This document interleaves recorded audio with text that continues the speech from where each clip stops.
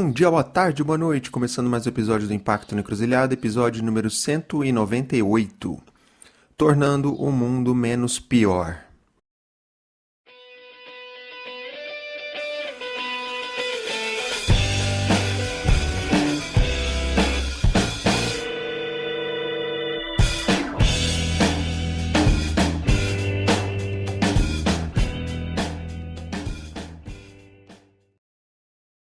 E nesse episódio eu recebi o Sérgio Luciano, idealizador da Colibri, e um monte de outras coisas.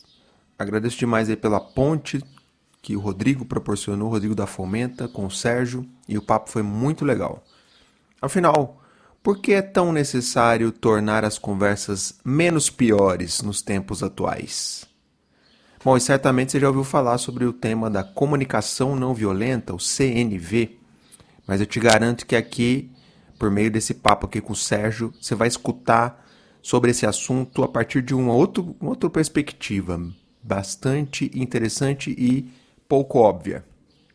O Sérgio é mineiro de Barbacena, morando na Bélgica já há bastante tempo e fala coisas a partir de abordagens nada óbvias. E como o podcast aqui segue essa linha editorial, você sabe, fica fácil entender por que do convite para o Sérgio vir aqui trocar essa ideia com a gente. Como ele próprio diz, ele fez aqui um striptease psicológico. Adorei a expressão. Bom, um papo aqui rolou sobre empatia, sobre escuta, sobre não violência. Mais uma não violência, uma comunicação não violenta que abre espaço para tensão, que acolhe a tensão, que não quer ser fofo com as pessoas, nem usar palavras bonitinhas. Interessante, né? Como ter conversas verdadeiras e empáticas na internet? Isso é possível? Escuta aí para entender a visão do Sérgio sobre isso. Bom, se você gosta do conteúdo que a gente produz aqui, considere se tornar apoiador ou apoiadora do podcast. Junte-se a outras pessoas iluminadas que mantêm esse trabalho de pé. Passa lá na Apoia-se, link na descrição. Tem o Pix também, tá? Veja como contribuir. Eu aproveito para agradecer demais as pessoas iluminadas que apoiam esse trabalho. Muito, muito, muito, muito mesmo. Obrigado. Vocês são foda. E eu quero também aproveitar para você, amigo ouvinte, que você não segue ainda o podcast lá no Spotify? Pô, dá essa moral, segue a gente lá. Estamos quase batendo 1000 seguidores. Então segue a gente lá, isso ajuda aí os algoritmos. Se quiser deixar seu comentário também, a gente responde todos, tá bom? Bom, eu também preciso reconhecer e agradecer a parceria com o Prosas, que passa a divulgar o Impacto na Encruzilhada Podcast na sua newsletter semanal. Cada semana eles vão divulgar um episódio. E é isso, vai chegar a mais pessoas. Valeu demais. Bom, então é isso. Agradecer demais ao Sérgio pela conversa. Sobre parar da gente ficar buscando respostas prontas. E isso é muito o podcast aqui, não é mesmo? Valeu demais, Sérgio. E sem mais delongas, partiu pro papo.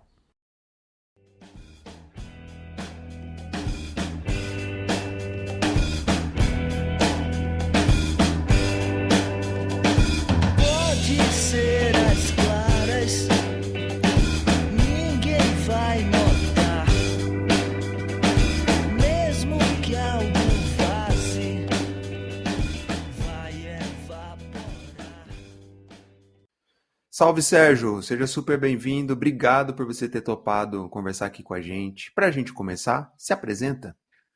Bom, para quem está ouvindo, bom dia, boa tarde, boa noite. Eu sou o Sérgio. Eu gosto de me dizer um mineiro, nerd e gamer que gosta de aprender, conversar com o cotidiano e escrever. E para depois disso, tudo mais que eu faço volta sempre para esse lugar de ser um mineiro. Então, que gosta dessas coisas todas. E, cara, são tantas coisas que eu faço, eu não consigo me definir num lugar só. Mas, basicamente, há 7 anos já eu tenho uma empresa que chama Colibri. E o meu trabalho com a Colibri é contribuir para que pessoas passem a vivenciar mais a empatia com elas primeiro, entre elas, e para que compartilhem um olhar dessa empatia com o mundo. Só que é uma empatia não de um jeito tão tradicional, no sentido vamos todos nos amar, abraçar árvore. É uma coisa muito mais de tensão e construção relacional a partir da tensão e do conflito, porque eu acho que é fácil ser empático com quem eu amo, o difícil é ser empático com quem eu odeio. Então eu tenho buscado investigar isso e trazer com a Colibri. E com a Colibri ainda tem ela é também uma pequena editora de jogos e livros. Então, para algumas pessoas talvez conheçam o jogo Grok, a nossa editora Colibri que trouxe o Grok para o Brasil. E a gente publica alguns livros que eu gosto de dizer que são livros marginais, porque são livros que nenhuma editora provavelmente se interessaria em traduzir, porque não dá dinheiro, mas a gente acha que são livros de utilidade social que a gente entende que trazido para o Brasil pode contribuir para que as pessoas construam uma sociedade um pouco melhor para mais pessoas, né? Então, isso é um pouco do que a Colibri faz. E, além disso, agora eu começo a me dizer que eu sou analista junguiano, porque depois de 4 anos numa especialização e numa pós-graduação em Jung, eu percebo que eu me sinto mais confortável em dizer que eu invisto tempo nisso na minha vida. Então, dentre outras coisas, eu sou um analista junguiano, apesar de não oferecer análise para pessoas, porque não é o meu perfil, o meu foco de trabalho, mas eu trago as lentes de Jung para o meu olhar para a sociedade. Então, como eu trago a complexidade junguiana para a sociedade? Além disso, eu investigo agora um trabalho principal meu que é dentro da Colibri, mas é uma investigação minha, eu chamo de arte da escuta, que eu entendi que para falar sobre empatia era importante eu falar sobre escuta, e eu entendi que depois de 10 anos, pessoas me enchendo a paciência perguntando como eu consigo escutar tão bem as pessoas, eu me dei conta de que isso é uma arte, que eu não nasci com ela, apesar de eu ter algumas qualidades, que ela pode ser desenvolvida. Então, essa é uma outra investigação que eu faço, de como a gente pode se escutar melhor e escutar melhor as outras pessoas, que vai complementando o olhar de empatia. Outra coisa que eu me descobri, é muita coisa, Fábio, porque eu sou todos esses chapéus ao mesmo tempo, e eu fico com medo de quem está me escutando achar que eu vou ficar 1 hora falando sobre, mas não. Mas isso eu acho que vai dar lastro para depois conversar sobre todas as outras coisas que a gente tem para conversar. Então, e aí, já para quem está escutando também, eu sou uma pessoa muito besta, brinco muito, faço piada e não ligo de falar sobre o que tem na minha cabeça, que eu chamo de striptease psicológico, que eu acho que é isso que a sociedade precisa mais. Então, além disso, eu estudo um tema que eu também me aprofundo, que é a democracia profunda, que eu chamo de arte de escutar todas as vozes, e já justifica esse meu próprio diálogo interno, conversando agora com você, trazendo essas coisas que eu estou trazendo, que é como a gente acolhe essas vozes que vêm dentro da gente, entende que elas são parte de nós, ainda que elas não sejam gostosas. Isso também contribui para o meu olhar de empatia, que ao final vai dar a forma porque eu chamo de comunicação não violenta, que vai ser a última caixinha que eu vou trazer. Nesse meio do caminho, eu me descobri programador, então eu sou apaixonado por inteligência artificial e eu tenho desenvolvido as minhas habilidades de programação com IA para usar a inteligência artificial de forma responsável, como a gente domina a inteligência artificial e coloca no lugar de ferramenta, não de deusas e deuses da nossa vida. Se conecta com o meu estudo sobre psicologia junguiana, inclusive, que a gente endeusa coisas que levam a gente para um lugar transcendental, esquece que a gente é humano, falho, pecador, ruinzinho mesmo, sujinho mesmo, e projeta a perfeição e acha que a perfeição é o lugar a se perseguir, e não uma utopia para se olhar, para nos inspirar. Então, eu tento trazer a IA para esse lugar de como a gente usa essa inteligência artificial baseada na nossa própria construção enquanto sociedade, enquanto indivíduos, para criar ferramentas que nos apoiem a sermos melhores humanos e não mais máquinas, porque mais máquina o capitalismo já ensinou a gente a fazer muito bem. E por último, eu estudo há 10 anos comunicação não violenta e eu tenho dito que eu sou não CNV ou anti-CNV, dado uma maioria das coisas que eu escuto sobre CNV eu acho muito porcaria, então eu tento fazer uma diferenciação do que para mim de verdade seria um olhar de não violência, para além do que o Marshall fala, também inspirado um pouco no que ele traz, mas um olhar crítico para esse olhar de comunicação não violenta como escutar as pessoas no lugar de terapia dos outros ou falar palavras bonitas. Eu estou mais interessado na tensão, de novo, e no conflito, do que em ser bonito e ser fofinho com as pessoas. Esse sou eu, um tanto neurótico, talvez, com vários chapéus existindo ao mesmo tempo. Cara, incrível. A gente sempre tem múltiplos chapéus e muito legal você trazer. Eu já queria entrar na primeira pergunta aqui, que é, na Colibri vocês dizem que é a necessidade de tornar as conversas menos piores. E aí você falou de uma outra leitura da comunicação não violenta, né, a CNV, que você contasse um pouco qual é a conclusão, a compreensão que você chegou até esse momento de CNV.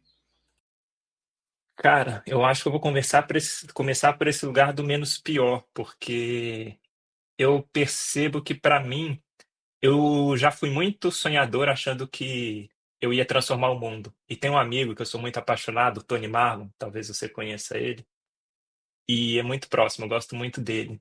E eu lembro de um TEDx dele que eu escutei há 1000 anos atrás, que ele falava como eu parei de querer transformar o mundo e comecei a lavar minha própria louça, ou alguma coisa assim. E quanto mais velho eu fico, hoje eu tenho 38, e começo a ter cabelos e barbas brancas, eu percebo que a utopia começou a dar espaço, e talvez também influenciado por estudar Jung, para uma abordagem mais realista da vida, no sentido de que eu estou mais preocupado com os fenômenos que acontecem e olhar de forma empírica para eles, ou seja, olhar para as coisas nelas, do que ficar preso no meu ideal de transformação, no meu ideal de mundo e formar o mundo ao meu ideal. Então, quando eu brinco agora desse olhar de tornar conversas menos piores, eu acho que é porque eu já enlutei em algum lugar que talvez a gente vai se matar enquanto sociedade, mas o fato de eu ter enlutado isso, e para mim tem a ver também com o trabalho de uma outra pessoa, que é a Joana Mace, que ela traz algumas coisas sobre como a gente enluta as dores do mundo, acolhe as dores do mundo para depois tirar disso uma força. Eu percebo que se eu tornar algo menos pior, eu já estou fazendo mais do que o suficiente, porque bom não tá. Porque se tivesse bom, a gente estaria com a sociedade totalmente diferente. Então, a minha esperança é tornar as conversas menos piores. E aí porque tornando conversas menos piores, eu torno as relações menos piores. Quem sabe um dia a gente pode dizer que elas estão boas em alguma medida, no sentido mais amplo.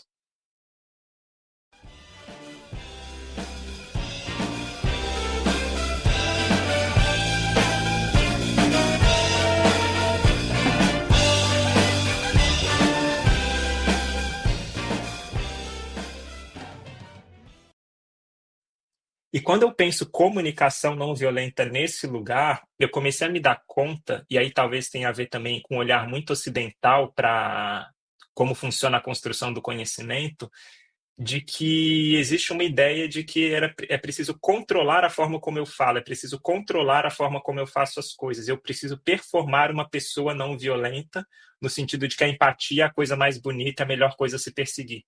E aí eu compreendo isso também numa perspectiva psicológica de que, dado que a nossa sociedade ela se estrutura, pelo menos enquanto Ocidente, na opressão, na guerra, na violência, na subjugação de outras pessoas, qualquer coisa que se torna remédio para isso ou esperança de transformação disso, vai fazer com que eu me aproxime e muitas vezes eu, começando comigo, comece a querer tutorar esse meu lugar de violência a partir da supressão dessa voz da violência, no sentido de que eu tenho que ser empático, eu tenho que ser cuidadoso, eu tenho que falar de um jeito que não afete as pessoas, eu tenho que um monte de coisa e começo a criar um monte de regra e eu perco de vista o que de fato está acontecendo comigo, com o outro e entre nós. Então, quando eu falo de comunicação não violenta a partir do menos pior, eu percebo que eu tenho começado a contar sobre a comunicação não violenta de um lugar de que não me importa o que os outros falam ou façam. Seja violento, mas seja violento consciente. Porque se ser violento é a única escolha que você tem, você não tem escolha, essa escolha que te tem. E eu acho que isso vale também para a empatia. Se ser empático é a única escolha que eu tenho, eu também não tenho escolha, eu estou sendo refém desse olhar de empatia. Então, para mim, hoje, eu diria que a comunicação não violenta é escolher conscientemente cuidar de mim, cuidar do outro, cuidar do meu entorno, ou não cuidar do outro, não cuidar de mim, não cuidar do meu entorno.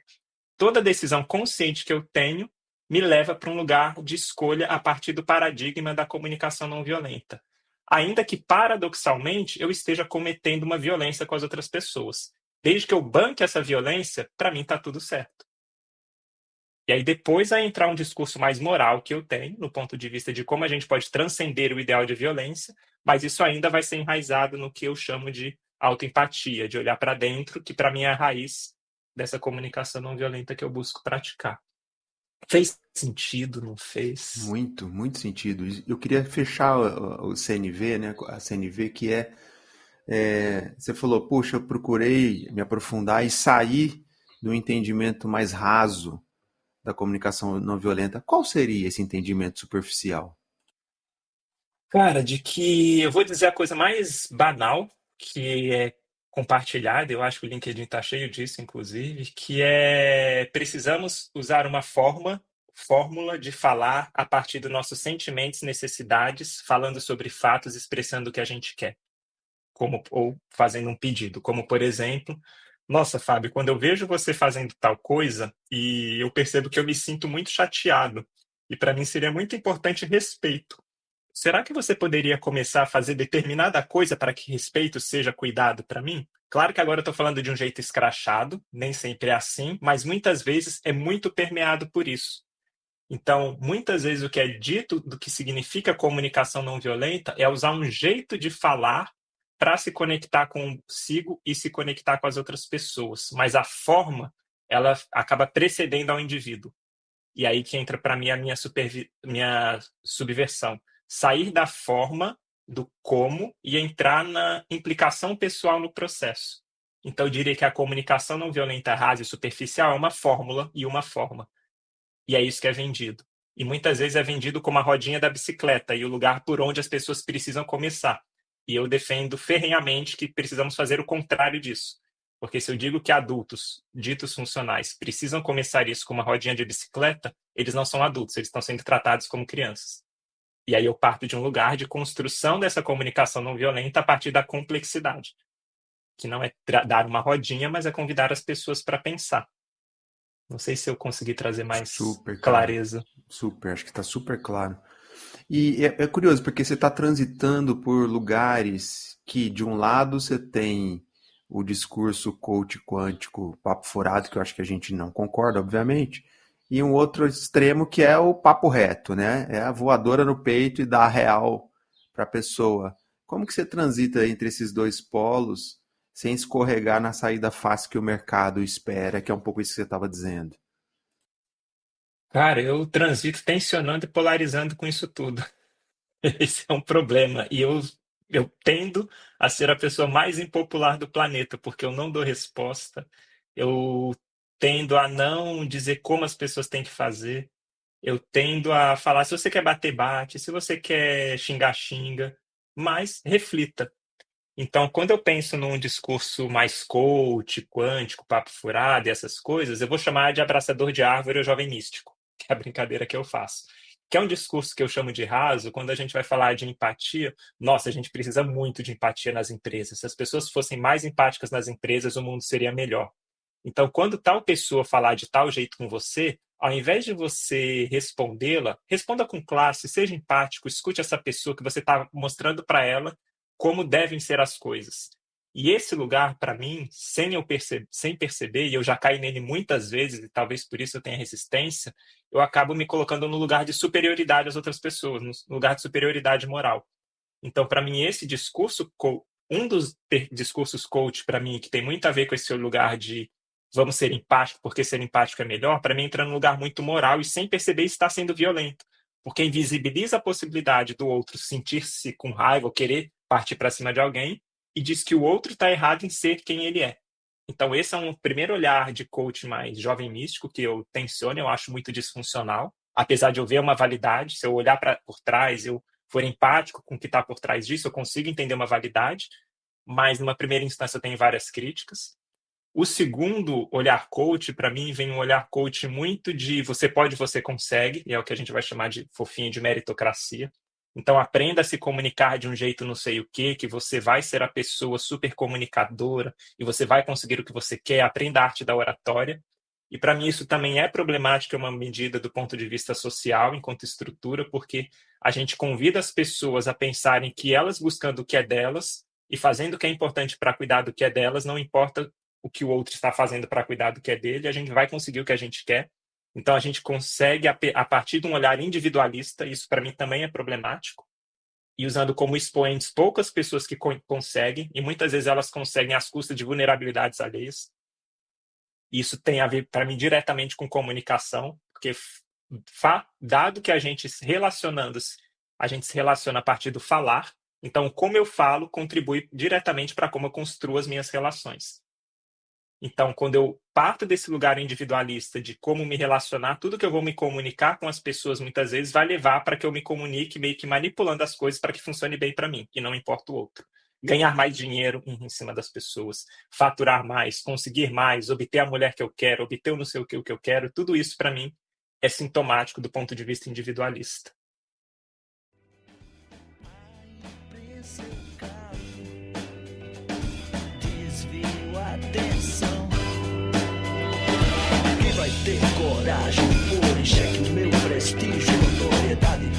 e achei emoção. Quem quer enfrentar o imortal?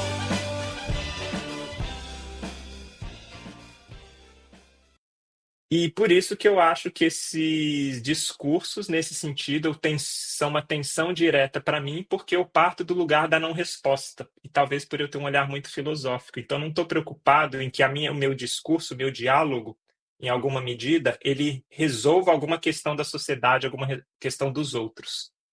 Eu estou preocupado em me colocar, me implicar pessoalmente e convidar a outra pessoa para se implicar pessoalmente. E a gente se implicando junto, a gente olhe para a batata quente que está entre nós, não passando a batata quente um para o outro, e a gente descubra, a partir do que está entre nós, alguma possível saída que seja a gente não se falar mais. Ou a gente construir novos caminhos que contemplem ambas as pessoas.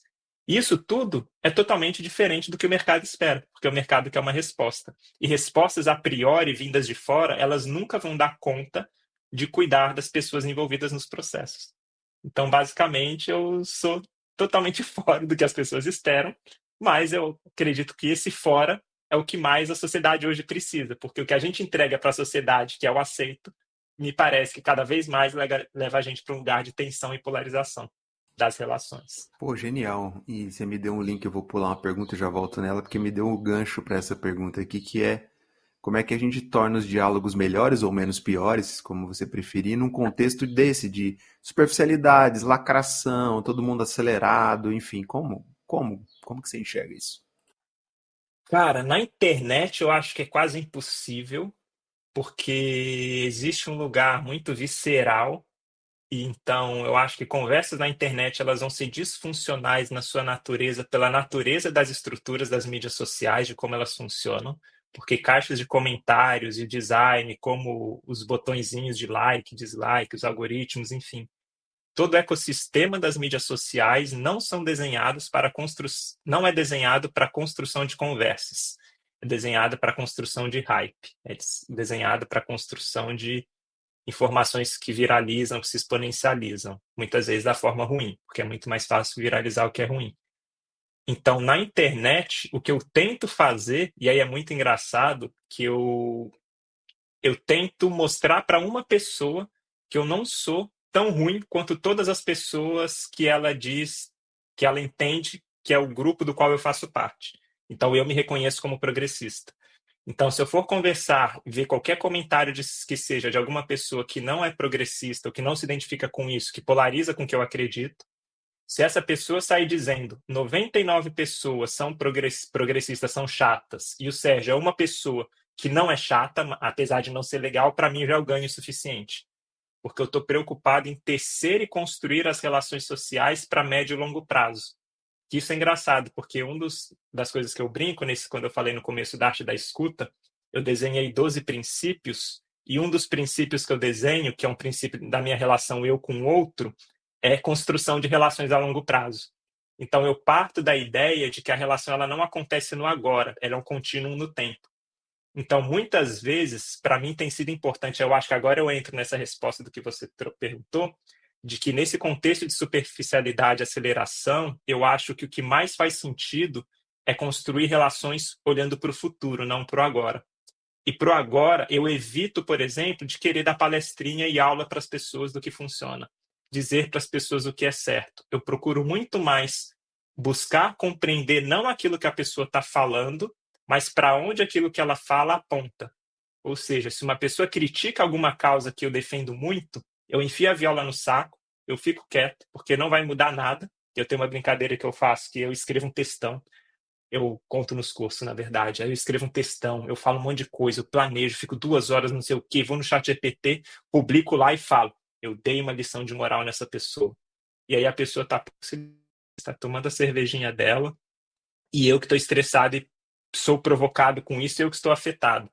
Então, para mim, mais que querer provar o que eu sou e quem eu sou, a minha identidade, eu já deixei, já abri mão disso.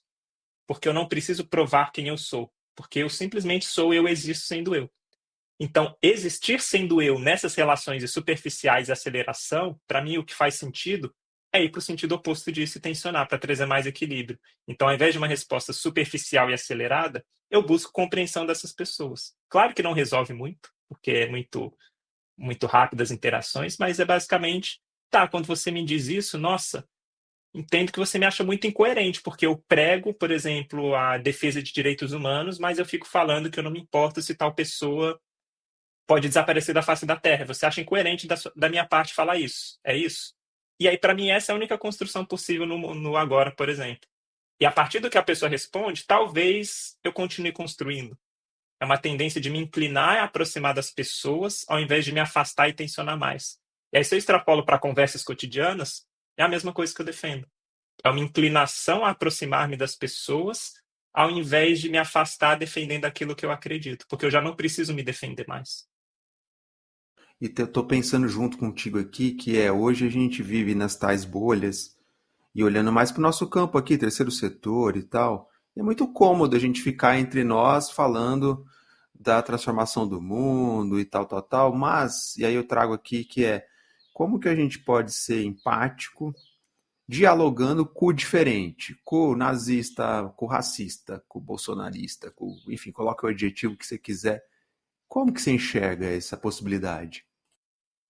Cara, eu acho que o que eu vou falar agora é polêmico, sobre o risco de ser mal compreendido por pessoas que me escutam, mas eu acho que é importante eu falar apesar disso. E eu já nomeio, isso é uma outra coisa, eu nomeio a bomba antes de trazer para saberem que vem uma bomba. Isso é uma técnica, tática, sei lá qual nome que pode dar, estratégia, para eu dar forma para as coisas que eu trago também. E uma coisa que eu brinco, que eu gosto de separar, e eu percebo que eu consigo separar por um lugar de privilégio que eu tenho, e lugar de privilégio significa por eu estudar e ter condição de fazer processos internos e não sofrer na pele várias coisas que outras pessoas sofrem. Então eu estou num lugar de pensar e refletir sobre. Esse é o primeiro ponto que eu acho importante trazer. É de que eu separo de uma forma talvez superficial, mas funcional, para a finalidade que eu quero, pessoas em dois lugares. Ou é racista ativa ou racista passiva. Ou é nazista ativa ou é nazista passiva. E as ativas, e eu chamo de ativa aquelas pessoas que deliberadamente dizem eu quero que pessoas pretas desapareçam do mundo, eu não gosto mesmo e não sei o quê, essas, por mim, a gente pode tacar fogo. Porque eu não tenho esperança de ter diálogo com essas pessoas. O problema, ou melhor, não o problema, para mim o que eu quero acreditar é que essas pessoas não são maioria. A maioria das pessoas entram no rol do que eu chamaria de passivas, que são pessoas que fazem porque aprenderam, falam porque falam, porque a gente, ser humano, fala um monte de merda pelos cotovelos e a gente sai falando, falando, falando. E sem perceber, sem se dar conta. E nos cursos que eu dou, eu justifico isso de forma psicológica. E por isso que eu volto porque eu falei no começo. Dado que eu estudo psicologia junguiana, para mim é importante existir a partir desse lugar. Então não faria sentido eu querer dar porrada numa pessoa que falou isso de forma passiva. Apesar de eu querer que ela se responsabilize pelo que ela falou. Mas se responsabilizar não significa ser culpado para o resto da vida. E se eu quero simplesmente culpar essa pessoa, existe o risco, e aí eu não estou falando de um lugar moral, eu julgando quem faz, mas existe o risco de eu me colocar num lugar de superioridade e aquela outra pessoa de inferioridade. E sem perceber, eu estou cometendo a violência aquela violência a qual eu critico fazendo isso. Não numa falsa equivalência, que é óbvio que talvez um tipo de atitude seja muito mais pesada do que o outro. Mas no ponto de vista relacional, o impacto disso para aquela pessoa talvez vai ser muito maior. Não à toa, se eu falar para alguém que não se considera racista que ele é racista, provavelmente essa pessoa vai falar, mandar eu ir para o quinto dos infernos, vai falar, então não fala mais comigo. Então me parece disfuncional eu querer educar pessoas que não são da minha bolha a partir do código que eu uso dentro da minha bolha. Porque se eu falar para uma pessoa branca da minha bolha que ela está sendo racista, falando qualquer coisa que ela fala, provavelmente, por existir uma aura de culpa branca na bolha progressista que eu conheço, essa bolha progressista vai se autoflagelar e vai falar, nossa, verdade, eu fui super racista mesmo, eu preciso ser uma pessoa melhor e não sei o quê. E sem perceber, essas pessoas vão entrar no lugar de elas estarem no centro do rolê de novo. Porque aí o autoflagelo se torna o centro do rolê. Mas isso é uma outra discussão. Mas uma pessoa fora desse código não faz sentido usar essa mesma estratégia.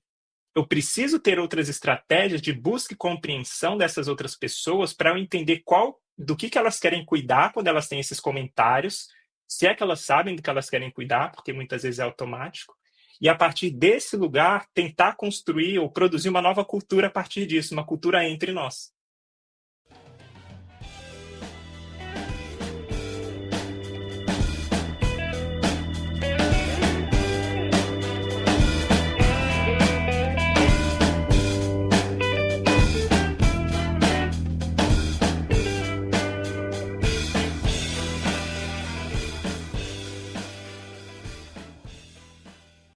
E aí tem uma coisa, por exemplo, que é um exemplo muito bacana meu com a minha mãe. Minha mãe estava numa conversa de família, ela chegou e fez um comentário, fez uma piada que eu considero racista. E o jeito da minha irmã interagir muitas vezes, ou de outras pessoas interagirem muitas vezes, seria falar para minha mãe que ela foi racista, que ela não deveria fazer mais isso. Minha mãe, nos seus 60 e tantos anos, ela falaria provavelmente, porque eu já vi outras experiências, vai pra merda, eu faço aquilo que eu quero. Isso é disfuncional para mim, porque eu não consegui convencê-la. Por outro lado, quando eu fui conversar com a minha mãe, eu cheguei e falei para ela: Nossa, mãe, você acha muito legal poder fazer piadas entre família para que a gente se divirta, para que a gente dê risada, para que a gente celebre essa união em família, né? E provavelmente ela, naquele caso, ela disse sim, porque é isso que ela queria. Ela está simplesmente jogando coisas. Imagino que falar essas coisas, sabendo que é só uma brincadeira, não tem problema nenhum, porque isso não está afetando diretamente a vida de outras pessoas. Ainda que você entenda que essa piada é uma piada que fala sobre pessoas negras. É isso? É. Poxa, legal. Você quer escutar por que que eu acho que a gente poderia mudar esse tipo de piada para a gente tentar fazer outras coisas, ainda que você me ache chato? Então, para mim, isso tem mais probabilidade de conexão do que eu simplesmente chegar para ela e falar que ela está errada e ponto final.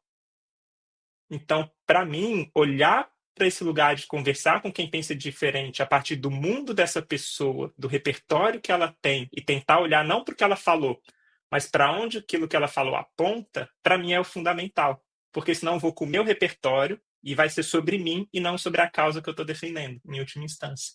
Eu preciso me sentir bem criticando a minha mãe. Eu preciso me sentir bem lutando. Só que às vezes a luta que eu luto não precisa que eu seja protagonista e me sinta bem. Precisa que eu enfie a viola no saco e tente oferecer cuidado para a pessoa, para que aquela pessoa seja aliada não minha, mas da luta que eu estou querendo defender. E nem que Então, ela se torne também e lute ao seu lado na mesma luta que é sua, né? isso. Porque aí entra um outro rolê de que eu não tenho expectativa que as pessoas façam aquilo que eu quero. E é paradoxal, porque eu quero que minha mãe mude, mas eu quero que ela tenha liberdade de não mudar. E eu quero ter liberdade de falar 1000 vezes para ela que eu não estou gostando, mas sem querer culpá-la de ela fazer o que ela por ela fazer o que ela está fazendo, mas que ela entenda o impacto daquilo que ela faz para mim e para outras pessoas, mas não dando uma resposta a priori do que tem que acontecer, mas buscando uma resposta com ela. Só que isso dá trabalho. Dá muito trabalho, né? E muitas vezes as pessoas têm preguiça de fazer, né? E aí, cara, pô, que papo maravilhoso, viu, Sérgio? Te agradecer demais, assim, passa voando, mas eu queria que você dividisse com a gente algum causo de algum cliente, algum parceiro, enfim, nesse campo mais terceiro setor que você trabalhou, vivenciou e que vale a pena compartilhar. Cara, eu tenho muitas coisas muito mais voltadas para a área de educação, que é o lugar onde eu transito mais. E aí eu vou trazer a partir desse lugar. E aí eu vou trazer uma história que é muito engraçada, e eu brinquei com a minha companheira, vou contar o milagre sem contar o santo. Eu contei para minha companheira que eu falei: Nossa, mediar é um saco, é difícil pra caramba mesmo, né? Porque eu tô tão acostumada a convidar as pessoas à reflexão, e as pessoas nos cursos que eu dou, elas sempre ficam falando: Ah, mas é fácil falar, né? Não sei o quê. Eu falo: Não, gente, vamos se implicar pessoalmente, vamos ver o que faz. Mas é muito com exemplo, porque não tem muito do vamos ver do cotidiano de curso. Só que num desses cursos que eu estava dando, teve uma treta que aparentemente era muito besta, dependendo do ponto de vista, que era uma pessoa passando. As pessoas estavam limpando, então tem pessoas de limpeza que elas limpam os lugares. E tem pessoas que dão aula e pessoas que estudam que passam por onde essas pessoas da limpeza limpam. E aí, leitura minha, social. Existe um processo de invisibilização de pessoas que prestam serviços. Pessoas que prestam serviços são subalternizadas de várias maneiras diferentes. Limpeza é menos do que professor. Existe essa lógica social aplicada. Ou melhor ainda, limpeza é serviço, é menos do que tudo. Está ali para servir e não precisa ser visto. E essas pessoas que estavam falando sobre a limpeza, tinha pessoas da limpeza e tinham professores na sala que eu estava dando aula. E aí a pessoa da limpeza falou que não achava legal que enquanto ela estava limpando, outras pessoas passassem e simplesmente passassem por cima. E essa pessoa trouxe, eu estava num processo de escuta, que aí eu saio do processo de áudio e vou para um processo de escuta, e uma das pessoas que eram educadoras, que já passou enquanto a outra pessoa estava limpando, ou num momento desses, ou já ouviu relatos e tudo mais, me parece, do que eu estava vendo, tomou isso como pessoal e se implicou pessoalmente. E aí começou a gerar uma polarização e uma discussão. E não discussão direta, é alguém atacando, porque as pessoas com vários dedos começam a falar de um jeito mais polido, mas dá para se perceber na leitura do que é falado uma tensão constante. E eu falei, meu Deus do céu, o que que eu faço nessa porcaria agora? Porque eu tô vendo que a gente vai entrar numa disputa. E aí vira caos. Não que eu sei muito, eu sei lidar muito bem e transito muito bem no caos. Mas a situação foi interessante porque, no fundo, aquela pessoa que falava da limpeza, o que ela queria é ser vista pelo trabalho que ela faz. Ela falou: não me importa se as pessoas vão passar por aqui, porque eu entendo que as pessoas vão passar. Mas se elas falarem, perguntarem para mim, enquanto eu estou ali limpando, posso passar? Isso para mim seria suficiente. E a outra pessoa estava defendendo que um monte de outras coisas aconteciam e justificando porque ela passava, e justificando não sei o quê, dizendo que essas pessoas não necessariamente cuidavam e nem todo mundo é santo. Isso ficou presente para mim, e eu acho o porquê que eu estou contando essa situação é porque eu acho que a gente não ouve as pessoas. Para ela, não importa. E aí, depois eu escutando essa moça que estava contando da limpeza, ela falou: não, é porque a gente tem que deixar pronto para o próximo turno. E aí, eu, nesse olhar de olhar para além do que as pessoas falam, eu verifiquei com ela: não, então, na verdade, se o pessoal começa a passar enquanto não está seco, e depois fica a marca do pé, e aí vocês vão ser avaliados pela marca do pé das pessoas, vão contar para vocês que não está limpo. Por isso que para vocês é importante que as pessoas entendam que não pode pisar com os pés molhados, porque senão vocês vão ter que limpar de novo, senão vê, já era. Inclusive, quando alguém passa, a gente pode ir lá depois e passar o paninho de volta. E aí eu voltei para esse mesmo lugar. As pessoas querem ser vistas, ouvidas. E para ela era só importante uma validação, uma verificação. E a gente não para escutar isso. E a gente começa a justificar dizendo: ah, mas elas são incoerentes. Tá, mas incoerente eu também sou. Então, por que raios eu preciso esperar a santidade e coerência dessa moça? Ao invés de escutar a dor dela, talvez depois falar da minha, mas cuidar de uma dor de cada vez. Então, acho que essa situação, para mim, é uma situação muito besta, na real, se for olhar do ponto de vista de conflito do planeta, da sociedade. Mas eu acho que é a base de todo tipo de conflito.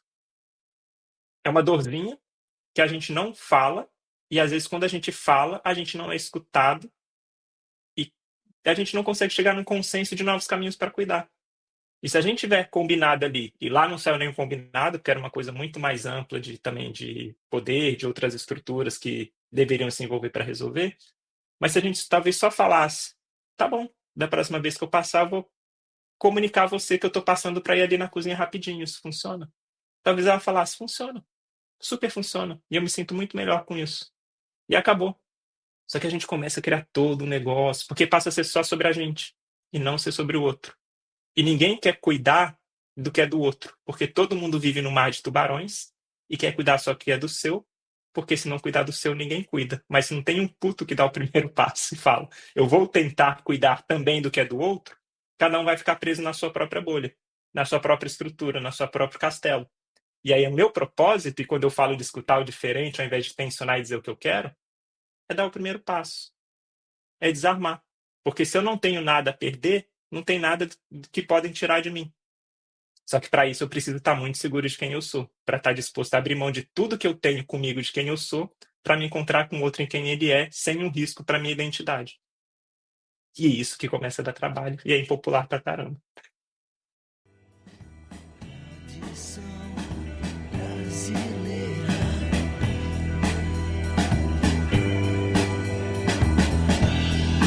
paixão nacional.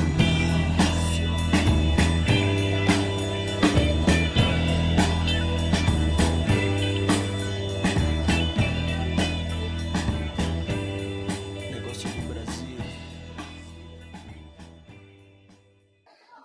E as pessoas têm muletas hoje para não ir em direção ao que elas realmente são, que é redes sociais, mundo acelerado, não tem tempo, correria, né, boletos para pagar, e muletas não faltam, não é mesmo? E ao mesmo Uhum. tempo buscando uma bala de prata para descobrir quem eu sou, né?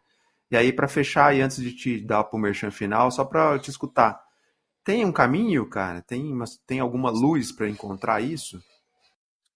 Cara, eu acho que o caminho, para mim, e é um caminho que eu defendo, apesar de não ser um único, mas eu acho que é um caminho que tensiona com o que é dito atualmente, é de parar de querer resolver coisas.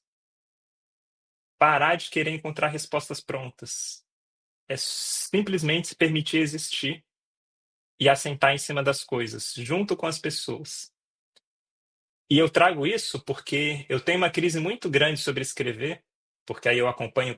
Eu não gosto de me. Eu tenho dificuldade de me entender como influenciador. É um trabalho muito grande de entender o que significa influência para mim. E se significar. E se influenciar significa dar respostas, porque dar respostas alimenta algoritmos, é o que as pessoas querem escutar, eu escolho não falar o que as pessoas querem escutar, mas falar o que eu acho importante ser dito para construir o mundo que eu quero, porque para mim isso é produzir cultura. E produzir cultura de respostas, eu acho que está nos levando para um abismo social de que as pessoas não existem a partir delas, mas existem a partir da resposta de quem elas acham especialista. Então, nesse lugar, o que eu busco trazer, e aí eu acho que isso sustenta o que eu falei de só existir, eu acredito que a gente parar de buscar coisa, que a gente já buscou muita informação, já tem muito curso, já tem muito não sei o que no planeta, e focar no básico. É voltar para o básico. Eu brinco nos cursos que eu dou de vez em quando, eu falo que nos negócios que eu faço, eu tento dar tudo que eu tenho para as pessoas nunca mais voltarem a olhar para minha cara. Porque a prática padrão é: faça o módulo 1. Se não conseguiu ainda, volte no 2. Se não, volte no 3. Se não, volte no 4. E eu tô cansado disso tudo. Foca no básico, vê o que é importante, o que é necessário, assenta em cima disso, faz isso 10.000 vezes, fica bom no básico e talvez só esse básico seja o suficiente. E aí, para mim, é isso. É o mínimo do mínimo necessário para causar o máximo de transformação na nossa vida. Isso não está nesses 10.000, 20.000 reais, euros de vários cursinhos que a gente vê na internet e idealizando PhDs dos Estados Unidos e o caramba quatro. Está na sabedoria popular. Que reflexão maravilhosa, viu, Sérgio? Só te agradecer, que acho que desperta em quem está ouvindo a gente uma série de questões, e a ideia é essa mesma, sair do óbvio e fazer cada um refletir e pegar o que faça sentido aí no seu momento da vida. Mas eu queria, para a gente fechar, te convidar a fazer o merchan final, reflexão final, o que você quiser aqui para a gente fechar. Se você ainda está escutando, está com saco para escutar, eu acho que você é vitorioso, porque eu não sei se eu teria saco para escutar, se eu parto do princípio que escutar essas coisas que são não respostas resolve alguma coisa na vida. Então, parabéns quem está escutando até agora. Realmente acho que dedicar tempo a essas coisas não é algo padrão na sociedade. Então, você é o escolhido, papo coach agora. Eu acho que eu posso falar do que eu faço, talvez as pessoas se interessem. Tem um livro de paixão que eu acho que toda pessoa deveria ler, quem quiser ler, pode ler, que se chama Poder, um Guia do Usuário. Eu fiquei 3 anos para traduzir esse livro, enchendo o saco da autora. Tive que ir até Barcelona fazer um curso com ela. É um tema que eu estudo, enfim. Mas eu fui em Barcelona fazer um curso com ela e falei, né, olhando no olho dela: Júlia, eu quero traduzir seu livro. Depois disso, levou mais 1 ano e meio para eu conseguir. Então, é um livro que a gente publicou com a Colibri. Poder, um guia do usuário. Eu, com risco de soar estranho, mas eu diria que é um livro com uma versão, não vou falar feminino, uma versão não machista do poder. Porque é um livro que convida a gente a olhar para as relações de poder a partir de uma perspectiva mais de construção, de compreensão dos significados dele, do que num livro de mostrar como a gente usar o nosso poder para conseguir as coisas. E eu acho que é um livro que nos ensina a ler a complexidade a partir de algumas lentes que a autora traz sobre poder. Isso eu acho bem legal. E nos ajuda a nos posicionarmos também de um jeito diferente, inclusive para conversar com as lutas sociais que a gente tem, pensando em organizações sociais, por exemplo. Outra coisa é que em 2025 eu vou fazer, provavelmente não, certeza que vai começar no primeiro trimestre, um outro, um outro ciclo do curso Arte da Escuta, que na real são 6 meses, dá umas 84 horas de curso. E curso é só porque o nome curso vende mais fácil, mas no fundo é uma exploração pessoal para que as pessoas se transformem, se desenvolvam e façam o que elas quiserem da vida delas.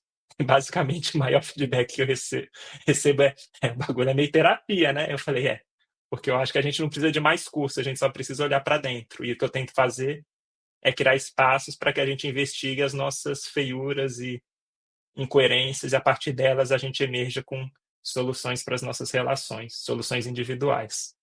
E aí eu vou dar esse curso em 2025, e lá no meu LinkedIn as pessoas podem enxergar mais sobre isso. E quem quiser acompanhar essas porcaria que eu falo, é só acompanhar o meu LinkedIn, que eu escrevo um monte dessas coisas. E eu falo porcaria de propósito, que é uma forma de depreciar conscientemente o que eu estou trazendo, porque dado que o que tem valor é o diferente disso, logo, eu chamo isso de porcaria, mas para mim essa porcaria é o que tem mais valor diante de todas essas outras coisas. Cara, que legal. Bom, É isso. links na descrição para quem se interessou aí, depois colar e trocar ideia com o Sérgio. Sérgio, adorei, cara. Muito, muito obrigado. Maravilhoso.